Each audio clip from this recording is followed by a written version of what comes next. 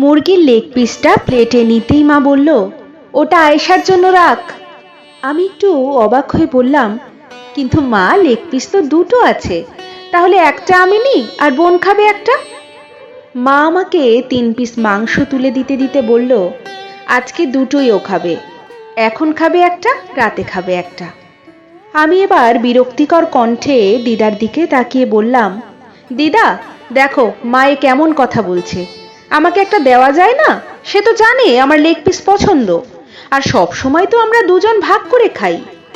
মা এবার বলল, 19 বছর হয়ে গেছে তোর, এখনো ভালো মন্দ কিছু বুঝিস না? তুই যদি বুদ্ধিমান ছেলে হতি, যখন বলছি তোর বোনের জন্য রাখতে তখনই রেখে দিতি।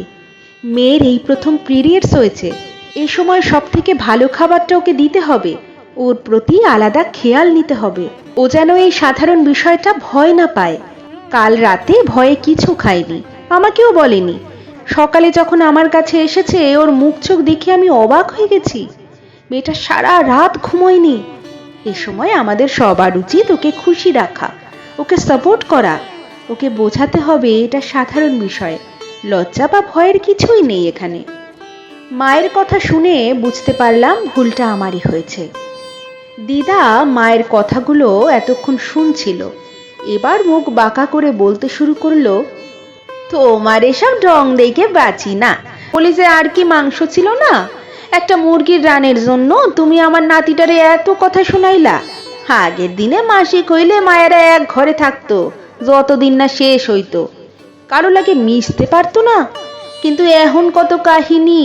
আর ভালো খাওন তো পোলারাই খাইবো, পোলারা সারাদিন বাইরে কাজ করবো, ছোট থাইকা ভালো খাওন লা দিলে কি শরীর শক্তি পাইব? মায়া মানুষ এত আদর কইরা খাওয়াইয়া লাভ কি? আজকে বিয়া দিলে কালকে পরের ঘরে যাইব, উল্টা আরো মেলা কিছু সাথে দেওয়া লাগবো, শেষে কিন্তু পোলাই রোজগার কইরা খাওয়ায়। আমার মাকে দেখলাম দিদার কথা শুনে হাসছে। এবার হাসি থামিয়ে বলল, আম্মা, আমার ছেলে মেয়ে দুটোই আমার কাছে সমান।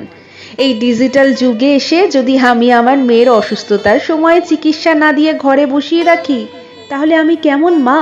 আর এটা সাধারণ একটা বিষয়, কিন্তু খেয়ালটা এ সময় বেশি রাখতে হয়।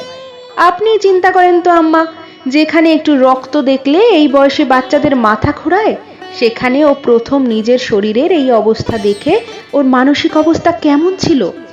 ছেলে রোজগার করে খাওয়াবে বলে মেয়েকে অবহেলা করব? এ কেমন নিয়ম? যখন আপনার সাথে আমার সাথে এমন অবস্থা হয়েছে, তখন তো আমাদেরও মনের অবস্থা ভালো ছিল না। আমি যেই কষ্টটা অনুভব করেছি, সেটা আমার সন্তানের ক্ষেত্রে আমি হতে দিতে পারি না। আমার ছেলে আমার কাছে যেমন, আমার মেয়েও আমার কাছে তেমন। ও ভাই হিসেবে এই সময় ওর বোনকে ভালো রাখা, ভয় থেকে মুক্ত রাখা ওর দায়িত্ব।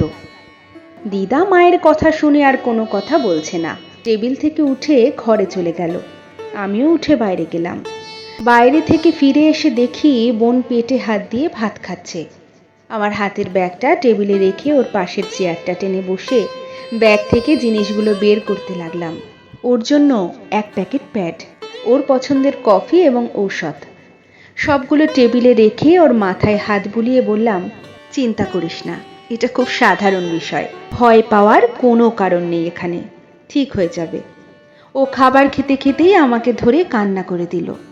মা এসে আমার মাথায় হাত দিয়ে বলল, এটা শুধু বোনের ক্ষেত্রে নয়, রাস্তায় যখন চলাফেরা করিস দেখবি অনেক বোনের এমন সমস্যা হচ্ছে, তখন লজ্জা ভয় দূর করে তার পাশে দাঁড়ানোটাই আসল পুরুষের পরিচয়।